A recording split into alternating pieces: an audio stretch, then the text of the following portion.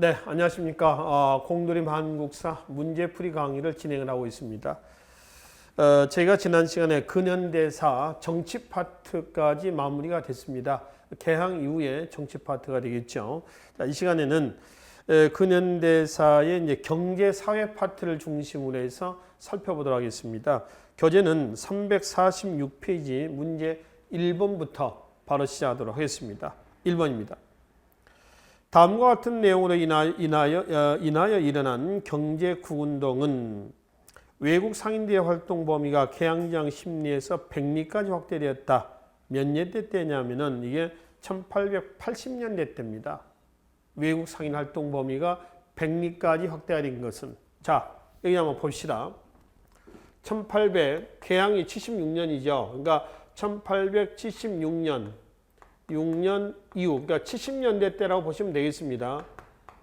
개항장 활동 범위는 외국인의 개항장 활동 범위는 심리 이내입니다. 근데 1880년대 가잖아요. 80년대 가면은 백리로 확대가 됩니다. 백리로 확대가 돼요. 심리면 몇 킬로입니까, 여러분들? 심리 4km입니다. 4km. 백리면 40km예요. 1890년대 가잖아요. 그러면 전국적으로 확대가 됩니다. 아시죠? 전국적인 확대다. 그러니까 이 전국적인 확대, 여기에 따른 이제 반발이 나오겠죠. 이것이 뭐냐면은 상권 수호 운동이다. 이렇게 얘기하시면 되겠습니다. 상권 수호 운동.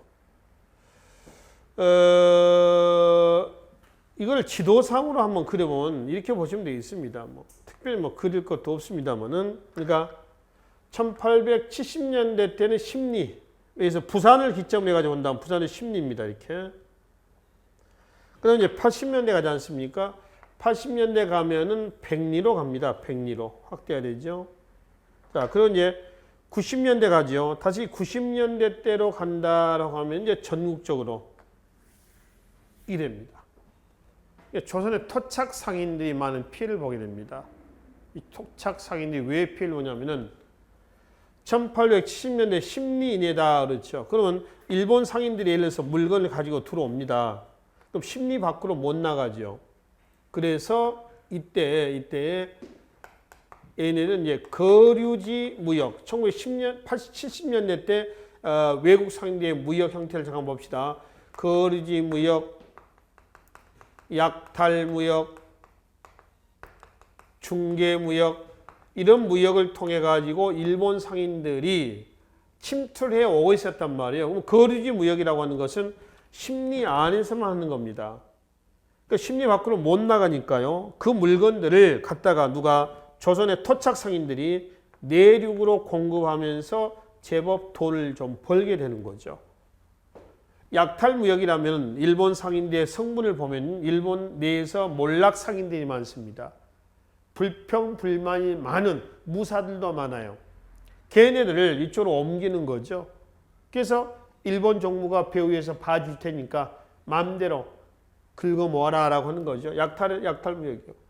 중개무역이라고 하면은 상하이에서 영국산 면직품을 사다가 팔고 조선에서 금, 은, 쌀 등을 빼갑니다.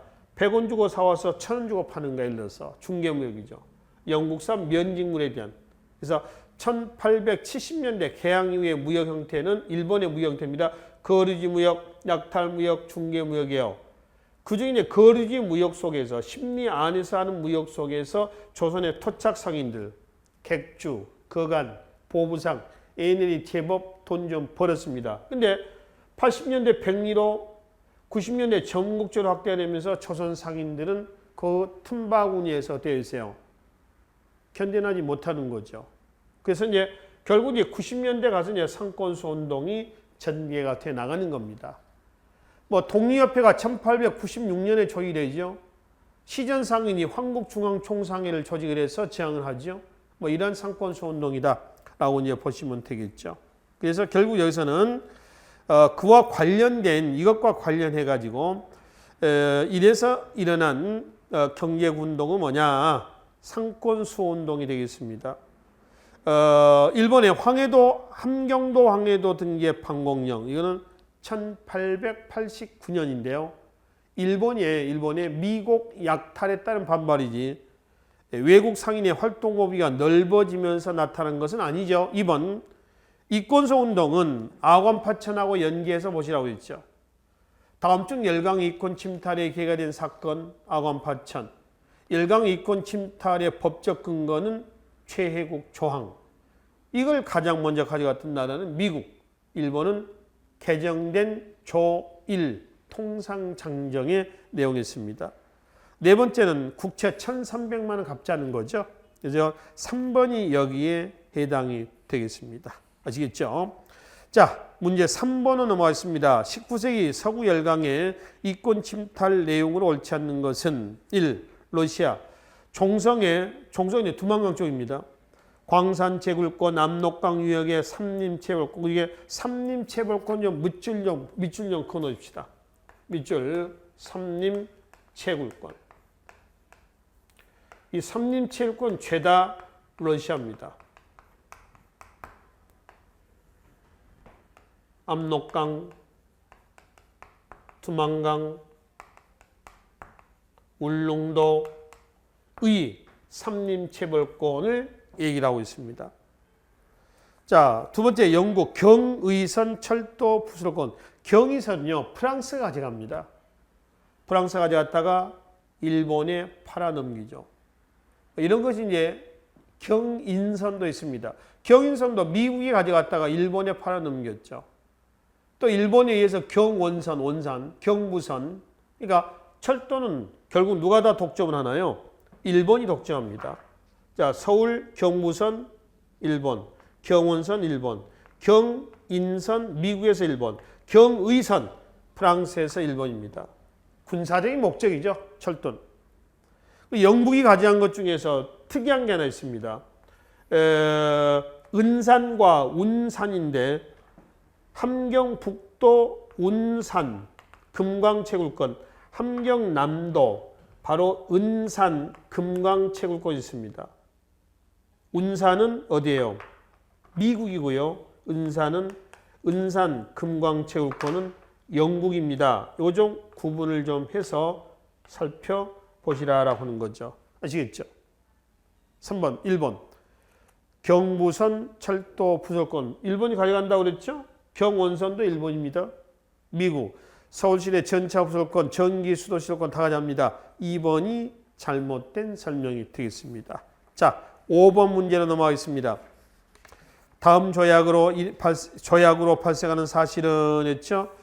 만일 조선국이 자연재해나 별난 등으로 말미암아 국내 양곡이 부족해질 염려가 있어서 이거 기억나시죠? 뭐요? 1883년 조1 통상장정입니다. 뭐가 바뀐 거라고 했죠? 1876년 조1 무역규칙이 조미소통상조약의 영향을 받아서 바뀐 겁니다. 참고로 조미소통상조약은 구미제국과의 최초의 조약이고요. 그건 이제 1882년이죠. 그 다음에 조일통상장정이었죠. 조일통상장정에서 여러분들이 기억하실 것은 세 가지라고 했죠. 관세권 10% 규정이 됩니다. 수출 입시. 그 다음에 방금 말씀드렸죠. 최혜국 조항이 들어갑니다. 지금 나오는 부분입니다. 조일통상장정 제37조 내용인데요. 미국 유출 금지령, 이른바 방공령 선포 규정이 들어갑니다. 정 어려우면 한 달 전에 미리 통보해라. 그러면 미국 유출 안 해도 된다라고 하는 거죠. 근데 함경감사 조병식이 1889년에 한 달 전에 미리 통보 없이 바로 방공령을 선포합니다. 그래서 일본이 처리하고 사죄하고 배상해라 해서 11만 원의 배상을 했다. 이 얘기죠. 요 사실 얘기합니다. 그래서 지금 5번 문제는 조일통상장정의 이 내용으로 인해서 발생한 사실, 이거를 묻는 겁니다. 그죠? 이 조약의 내용을 묻는 거죠. 1. 방곡을 금지하였다 했습니다. 방곡을 금지했다. 방곡 금지가 아니라 뭐죠? 바로 방법령 선포 근거 규정을 만들었습니다. 못하게 한 건 아니죠. 할 수 있다. 한 달 전에만 1개월 전에만 미리 통보해라. 이 얘기예요. 그죠? 할 수 있는 거죠. 아예 못하게 한 건 아니잖아요. 두 번째 무관세 무역을 합의했다? 아니죠. 관세권 수출입품 10% 관세권 붙여놨습니다. 세 번째 제국 조항 있죠. 이거 인정합니다. 맞죠? 계양장의 간행이정이라고 하는 건 활동 범위 얘기합니다. 백리로 확장했다. 이거는 이 조약에 의해서가 아니라 80년대 가면 그냥 외국 상인의 활동 범위가 백리로 확대가 됩니다. 이 조약의 내용하고는 무관한 내용입니다. 그래서 3번이 조일 통상정정의 내용에 해당이 되겠습니다. 자, 7번 문제로 하겠습니다. 다음은 한말 일제강점기에 전개된 시민운동이다. 이에 대한 설명으로 옳지 않는 것은 가번은 국채 1,300만 원 나와 있습니다. 국채보상운동이죠. 나번은 이거는 국산품 애용운동, 이른바 물산장려운동이죠. 경제구운동에서 여러분들이 반드시 구분을 좀 하셔야 될 1907년 국채보상운동, 1922년에서 30년대 말까지 전개됐던 물산장려운동입니다. 국산품 애용운동이죠. 대구에서 시작이 돼서 전국적으로 확산됩니다. 서상돈, 양기탁. 자, 이거는 평양에서 조만식 등을 중심으로 시작이 돼서 전국적으로 확산이 됐습니다. 국채보상운동은 1907년이니까 국권 피탈 전이죠. 이거는 일제강점기 때입니다. 2기 때, 문화통치 때 나온 얘기예요. 그죠? 문화통치 때. 그러면 이 두 시민운동에 대한 설명을 옳지 않는 건 1. 사회주의 계열의 주도 아래 전개되었다. 그렇지 않습니다. 사회주의 사상은 1920년대에 들어옵니다. 특히 그럼 물산장려운동은 사회주의 계열에 의해서 주도했냐? 그렇지는 않죠. 물산장려운동은 민족주의 중에서도 20년대 문화통치로 해서 민족주의가 좌파, 우파로 나눠지죠. 그 중에 민족주의 누구에 의해서? 우파에 의해서 실력 양성 운동에 일환해서 전개가 된다라고 이제 보시면 되겠죠. 그렇죠? 그래서 1번에 사회주의 계열하고는 물산장려운동하고는 거리가 멀다라고 하는 거죠. 자, 2번 자립경제를 지향하는 경제적 민족주의 운동이다. 맞죠? 경제구운동이라는 얘기예요. 세 번째, 이 운동을 벌인 사람들은 약육강식의 국제질서를 인정했다. 안 되면 우리 망한다는 거예요. 그렇죠? 인정하고 있죠? 나와 같은 시민운동, 나 국산품 애용운동입니다. 나와 같은 시민운동이 오늘날 전개된다면 통상마찰의 소지가 있겠죠. 그러겠죠? 니네는 수출하는데 왜 니네는 우리 걸 안 사가려고 하느냐. 이 얘기 아닙니까 지금. 그죠? 충분히 있을 겁니다. 밑에 해설의 첫째 줄에 오탈자가 하나 있습니다. 자, 제시된 두 자료를 분석하여 그 내용과 성격을 파악하는 문제이다. 가는 한말 국채 보상운동입니다. 보산으로 되어 있는데 미안합니다. 보상의 오탈자였습니다. 양해 좀 해주시고요. 자, 그래서 7번은 1번이 잘못된 설명에 해당이 되겠습니다. 9번 문제로 하겠습니다. 다음은 개항 이후에 각국과 맺은 조약의 내용이다. 이와 관련된 설명으로 타당한 것을 아래에서 고르면 그렇죠. 자, 가본이 지금 나와 있죠. 수호 조일, 수호 조규 속약입니다. 두 개로 되어 있는데 이모굴란 이후에 나와 있는 내용입니다. 이게 지금 조일, 수호, 조규가 있고요. 조일, 수호, 조규 부록이 있고요. 조일, 수호, 조규 속약이 있습니다. 이게 우리가 얘기하는 강화도 조약이고요. 이게 강화도 조약의 부속 조약입니다. 부록, 빠진 내용이 들어간 거죠. 이거는 1880년 이모굴란 이후에 조선과 일본 간에 체했던 조약이죠. 이모굴란 이후에 조일, 소조규 속약 말고 제물포 조약도 있습니다. 제물포 조약은 조선과 일본이라고 그랬죠.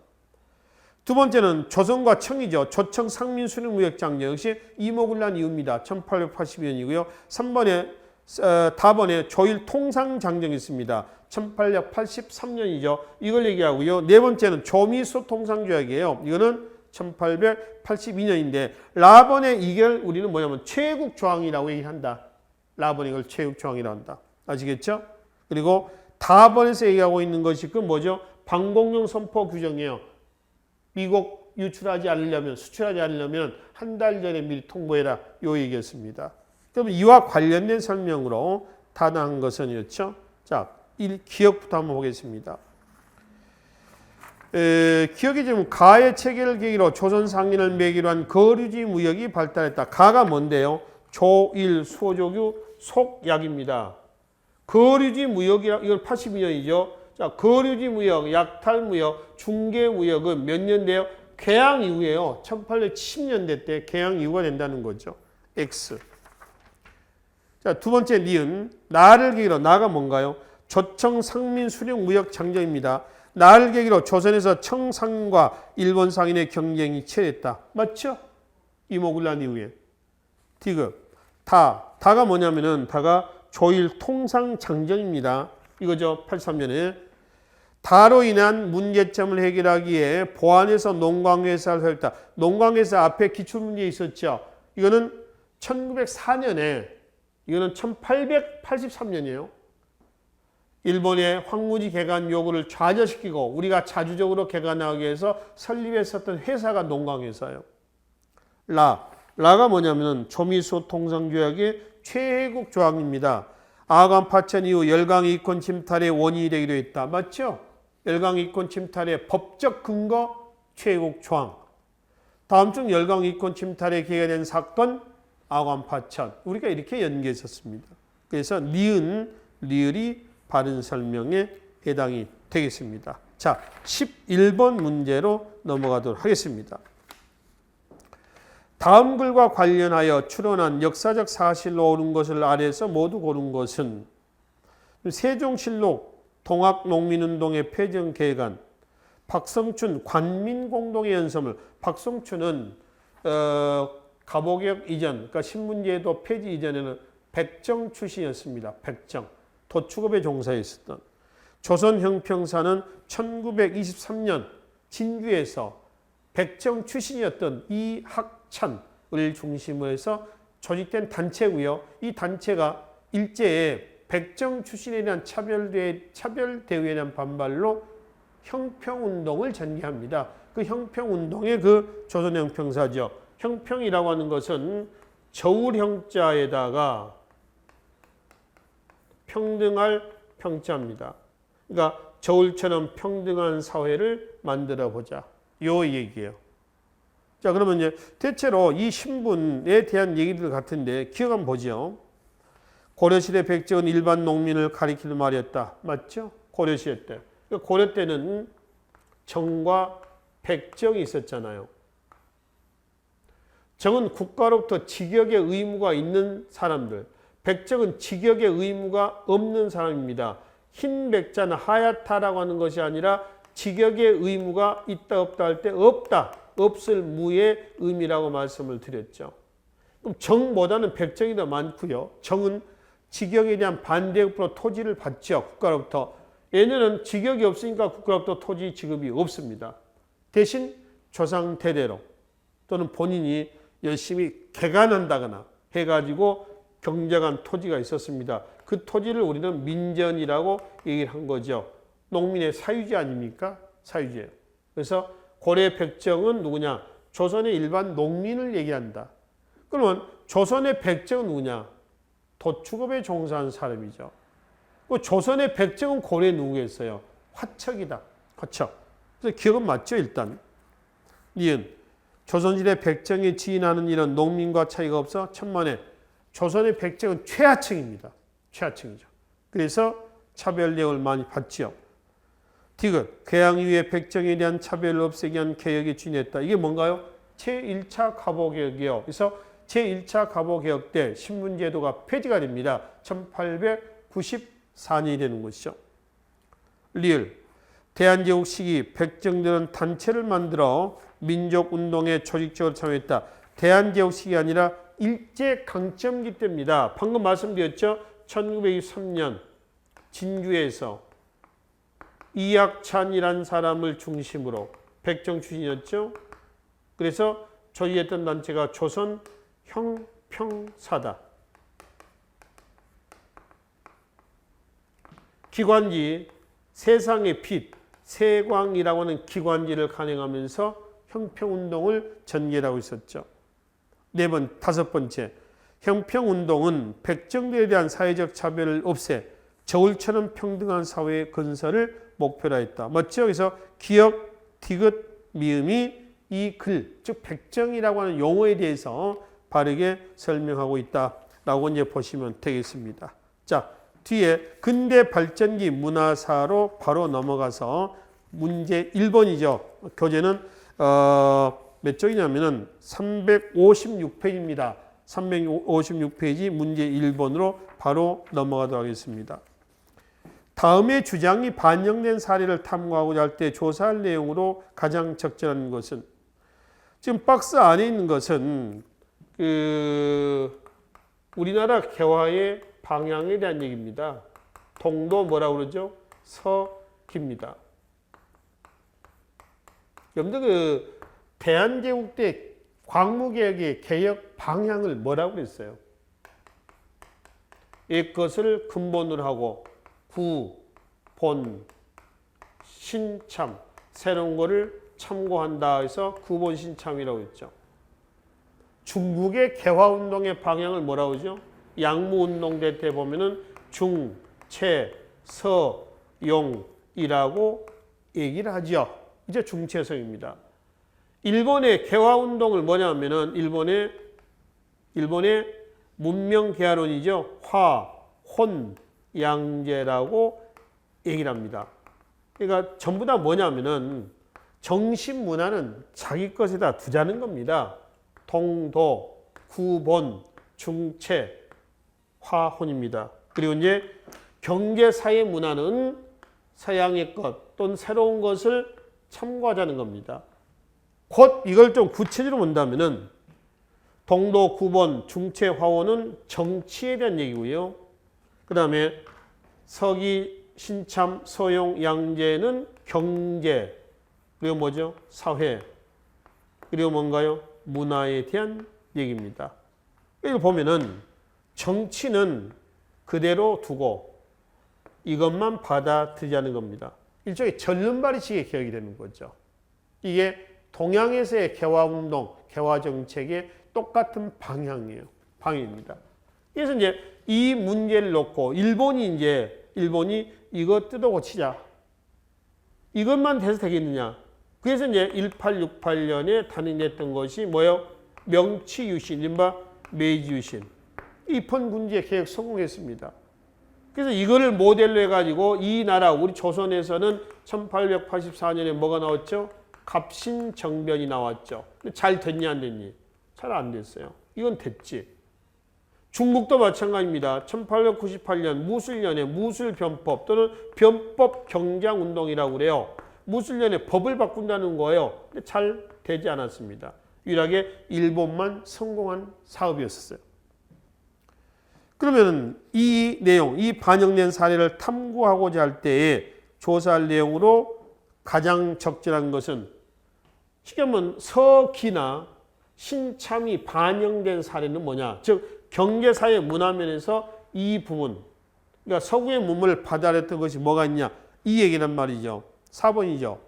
인쇄소, 방문국이라든가 영선사 귀국 이후에 설치했던 관청이 기기창이라고 했죠. 기기창이라든가 무기 제조업입니다. 전환궁은 지금의 조표공사입니다. 이것들을 설치합니다. 이 설치하는 과정을 살펴본다는 것은 뭐죠? 전부 다 서기, 신참 이것과 관련된 거죠. 그렇죠? 일본은 일본이 한 겁니다. 경무선, 경의선, 철도부설 군사적인 목적이라고 했고요. 이번에 갑신정변 때 14개조 개혁 내용입니다. 갑신은 1884년입니다. 급진개합파를 중심으로 했었던 개혁 내용인데 14개조 개혁 내용이 전부 다 이 내용만은 아니고 아닌 것도 있단 말이에요. 3번에 조청상민 수령 무역장령은 청나라의 조선의 경제 침탈 목적을 하는 겁니다. 그래서 이런 내용들이 뭐 기나 할 때 동도서기 할 때 기나 신차할 때 신이죠 신 이런 것들이 반영된 사례로 본다라고 하는 것은 4번이 가장 근접한 내용에 해당이 되겠습니다. 자, 3번으로 넘어가도록 하겠습니다. 역사에 대해 다음과 같은 생각을 갖고 있는 사람들이 저술한 내용으로 볼 수 있는 것을 아래에서 고르라 그랬죠. 독사실론 누구죠? 신채호입니다. 근대적인 역사 연구 방법론을 제시했던 책이기도 합니다. 신채호의 독사실론. 자, 그러면 민족주의 역사학의 특징을 지금 얘기하고 있는데 이러한 의식이 반영된 것은 뭐가 있느냐라고 하는 거죠. 기억. 외국의 건국 또는 망국의 역사를 번역하여 소개하였다. 그래서 읽고 이래서 이 나라는 흥했다. 이래서 이 나라는 망했다. 그래서 일종의 애국개몽운동이죠. 애국개몽운동을 다른 말로 뭐라고 그래요? 실력 양성운동이라고 하지 않습니까? 그래서 그런 측면이죠. 두 번째, 역사적 사건에 대한 사건의 도덕적 평가를 내리고 교훈을 찾고자 했다. 이런 걸 감개주의라고 그래요. 교훈으로서 역사죠. 이제 타산지서를 삼는다라고 하는 거 아니에요? 이건 애국개몽운동에 대한 얘기니까 리을은 X, 디귿. 을지문덕, 이순신 등 구국 영웅들의 전기를 지어서 애국심을 높였다 했습니다. 영웅전기를 편찬하는 겁니다. 영웅전기. 이거는 읽고 항일운동하는데 이러한 영웅들이 많이 출연해 주기를 간절히 기원하는 그런 의미가 담겨져 있다는 것이죠. 아시겠죠? 리을. 세계사적 보편성에 비추어 우리 사회의 사회 경제적 발전 단계를 밝혔다. 이거는 1920년대의 사회 경제사학입니다. 백남훈, 이청원, 박극채 이런 사람들이죠. 이 사회 경제사학은요. 일제 식민사관 중에서 정체성 이론이라고 하는 게 있죠. 이 정체성 이론을 극복하는 데 가장 좋은 치료약은 사회 경제 사학이다. 이 정체는 역사 발전이 되지 못하고 수습됐다는 겁니다. 근데 우리 역사는 정체된 게 아니라 계속 발전해 왔다라고 얘기할 수 있는 것이 사회 경제 사학자들이죠. 보편성과 객관성을 강조하면서 비록 다른 나라하고 우리나라하고 모양이나 그 사람들 생김새나 문화는 다르지만은 그 나라가 발전하고 있었을 때 우리나라도 똑같이 발전했다라고 하는 겁니다. 이게 사회경제사학이죠.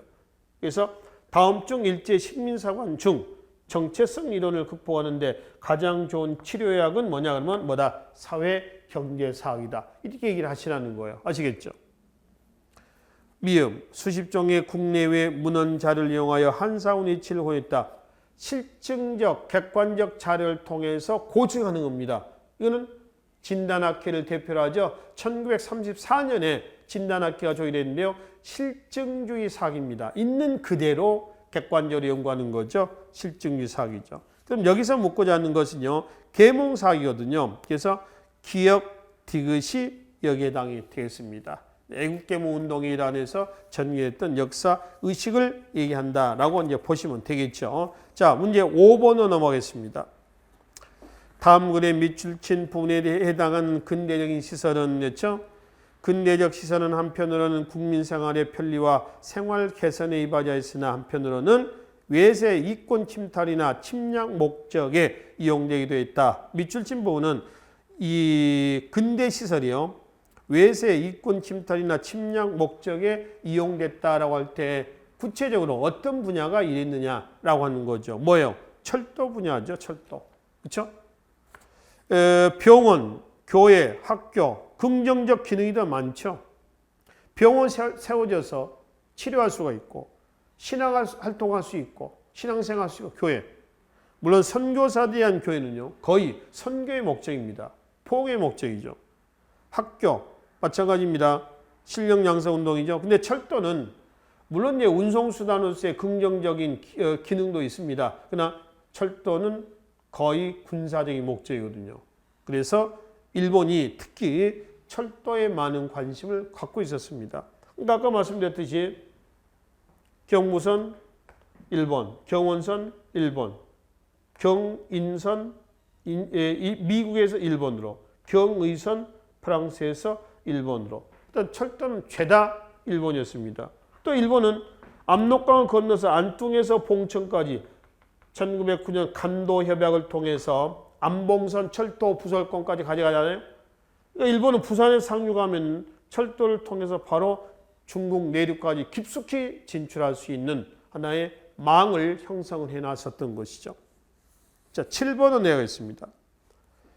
개항 이후, 그러니까 1876년입니다. 개항 이후 근대 문화와 과학기술의 도입으로 새로운 기구가 설립됐다. 국가에서 설립하지 않는 것, 그러니까 관립시설이 아닌 건가요? 기기창, 무기제조관청이죠. 영선사 기국 이후에 방문국, 관립인쇄소입니다. 최초의 관립인쇄소예요. 광인사는 민간 출판사입니다. 이 농정신편이라고 하는 이 근대 기술사적을 간행했다라고 하는 민간 출판사고요. 전한국이라고 하는 건 뭐냐면은 요즘에 조폐공사라고 그랬죠. 이거에 밑에 기기창, 판문국, 전한국에서 마지막 광해원, 최초의 근대식 병원에서 광해원도 나와 있습니다. 그래서 3번이 사립, 나머지는 관립 이렇게 해석을 하시면 되겠습니다. 9번으로 넘어가겠습니다. 근대 교육기관에 대한 설명으로 가장 옳지 않는 것은 배제학당, 선교사 아펜젤러가 서울에 설립한 사립학교이고요. 그러니까 미션 스쿨들은 지금 현재까지 이어지고 있습니다. 두 번째 동문학은 정부가 설립한 외국어 교육기관으로 통역관을 양성했습니다. 맞죠? 지금 이제 미국과 조약이 체결되면서 미국 외국인들이 들어옵니다. 나중에 영국, 프랑스 해서 각국의 나라하고 교역 이제 그 수교가 맺어지면서 왔다 갔다 이제 문물 교류가 이루어집니다. 뭐가 필요해? 대화할 수 있는 언어가 필요하겠죠. 그래서 외국어 양성 학교, 요즘에 이제 외국어 학원입니다.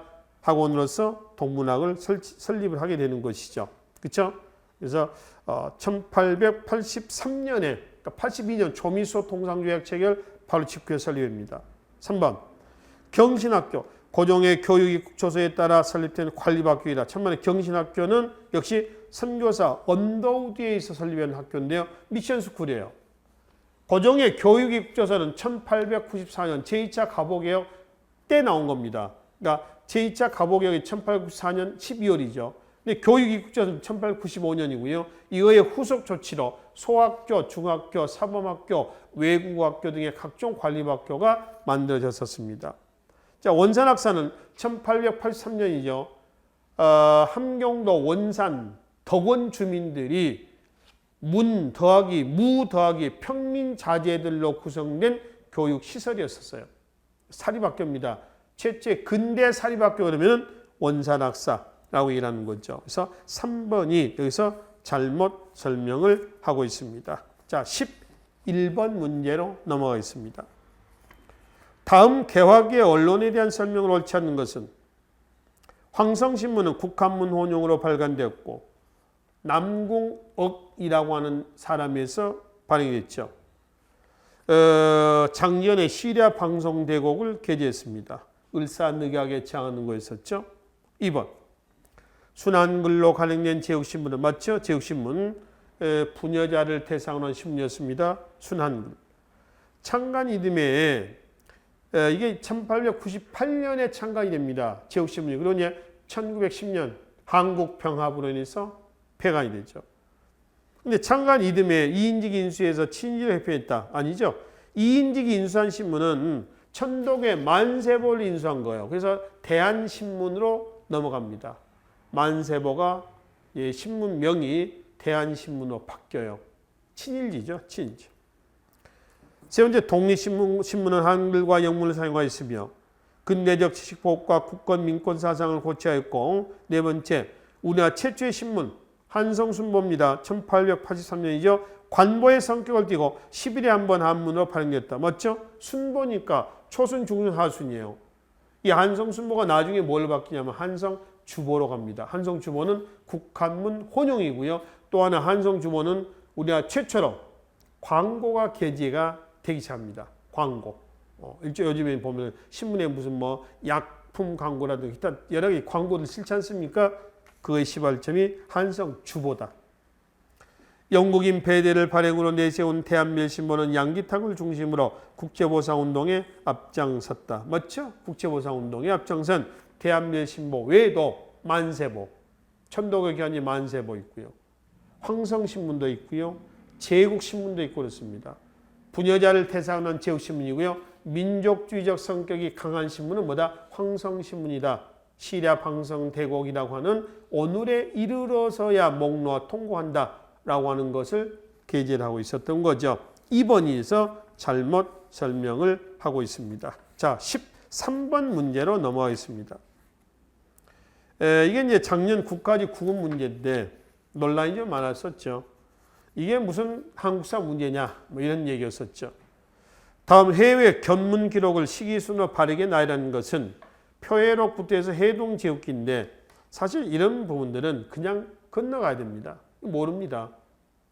대체적으로 어느 때 나왔는가라고 하는 감만 잡고 찍으시면 됩니다. 제가 OT 시간에도 말씀드렸죠. 요거는 또 기출문제 특강에서 말씀드렸고요. 표해록이라고 하는 것은 뭐냐면은 성종대 때, 그러니까 시기는 1487년인데 최불안 사람이 제주도에 갔다가 오면서 이제 오게 된 것은 일을 못 마치고 부친상을 당해서 기별을 받고 올라오다가 태풍을 만나서 배가 표류가 된 겁니다. 그 배가 중국으로 갔다가 육지를 통해서 우리나라 돌아오죠. 그때까지의 일종의 표류했다 표고요. 해는 바다에 짭니다. 그 표류한 기록을 써놓은 겁니다. 1487년이고요. 열하일기라고 하는 것은 이게 정조 때 누구죠? 박지원이죠. 18세기 1780년이고. 서유견문은 이건 기억을 좀 해주세요. 자주 나오니까 6.1주내 서유견문입니다. 1895년이죠. 교육 입국 조사와 같은 시기다 이렇게 보시고요. 해동제국기 역시 성종대입니다. 이건 1471년입니다. 신숙주죠. 숙주나무랄 때가 숙주입니다. 근데 기억이 1487년이고요. 리을 해동제국과 1471년입니다. 1471년과 1487년이에요. 몇 년 차입니까 이게? 16년. 그렇죠? 16년의 차이에 책을 내놓고 순서대로 배열하고 이게 무슨 의미가 있어요? 사실 아무런 의미가 없죠. 아무런 의미가 없습니다. 그래서 시대 순서로 일단 이렇게 해서 이제 분류를 한다면은 리을, 기억, 니은, 디귿 이런 순서로 분류를 하시라라고 하는 겁니다. 그러니까 감을 잡아가지고 가장 늦은 거, 가장 빠른 거 해고 낑겨 맞춰가지고 여러분들이 답을 찾는 것도 하나의 요령이다라고 이해하시면 되겠습니다. 그래서 근대 문화사, 개항력 문화사까지 마무리를 짓고요. 나머지 부분은 다음 시간에 이어서 전개하도록 하겠습니다. 수고하셨습니다.